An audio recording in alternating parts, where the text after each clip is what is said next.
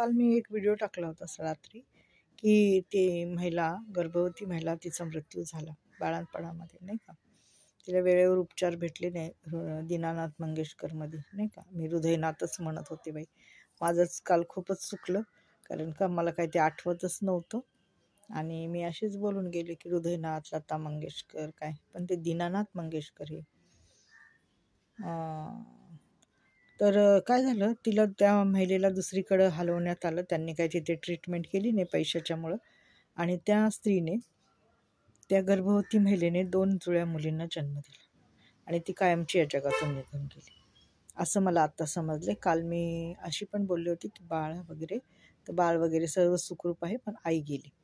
2 मुली झाल्या जुळ्या आणि आई ही निघून गेलेली आहे कायमची, त्यांना सोडून. काय करणार, तिचं ब्लडिंग होत होतं तरी त्यांनी लक्ष नाही दिलं, आणि तिचा BP पण हाय होता, सर्व गोष्टी होत्या. त्यामुळं तिला मानसिक आधार भेटला नाही. आणि पैसा, बरोबर आहे हो, साहजिकच आहे. दवाखान्यात जे जातात ना, त्यांना कळतं की पैसा कुठून आणायचा गरिबांनी, आणि एवढे पैसे लोकांकडे नसतात हो, 10 लाख 20 लाख, आणि असतील पण त्याची व्यवस्था करायला तर वेळ लागेल.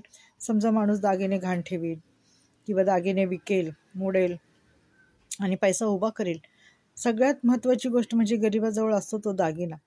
तो जातो, आपला दागिना तो विकतो किंवा तो घाण ठेवतो आणि त्याच्या बदल्यात पैसे आणतो आणि आपली गरज भागवतो. एवढं मात्र खरे.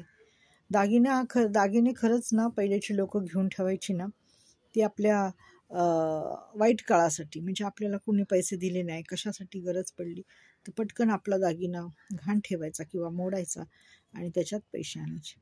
मी पण कधी कधी करते असं, माहिती आहे का, दागिने घाण ठेवते आणि नंतर पैसे भेटल्यावर आपलं वाण्याला व्याज देऊन दागिने सोडून आणायचे. तर हे खूप दिवसापासून चालू आहे, पण त्यांना ती वेळ दिला नाही ना त्यांनी, की ॲडमिट करून बाळ पण झालं, व्यवस्थित मुली झाली असते, आणि मग त्यांनी घरी आल्याच्या नंतर त्यांनी तजवीज केली असती पैशाची, हो की नाही.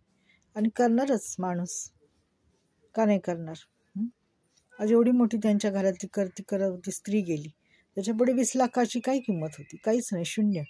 त्यांनी ते 20 लाख, आता त्यांच्याकडे 20 लाख आले तरी त्यांची घरातली, त्या मुलींची आई, त्या माणसाची बायको, म्हणजे त्या तरुणाची बायको येईन का परत, नाही. 20 लाख काय 40 लाख होतील, जमा होतील, देतील पण लोक, परंतु गेलेली व्यक्ती येणार आहे का, त्या मुलींना आई भेटणार आहे का आयुष्यामध्ये त्यांच्या मुलींची आई हिरावून घेतली डॉक्टर लोकांनी, माहिती आहे, पैशासाठी. आणि म्हणतात की डॉक्टरांना देव माना. काय देव मानायचं हो, गरिबासाठी काही नाही हो. पैसा असला तर पुण्यातली पण खूप मोठी मोठी हॉस्पिटल आहेत ना, माणूस मेला ना, बॉडीचे पण पैसे घेतल्याशिवाय बॉडी देत नाहीत ताब्यात, माहिती. अशी गंभीर परिस्थिती आहे आजकाल, हल्लीच्या काळात फार अवघड झालेलं आहे.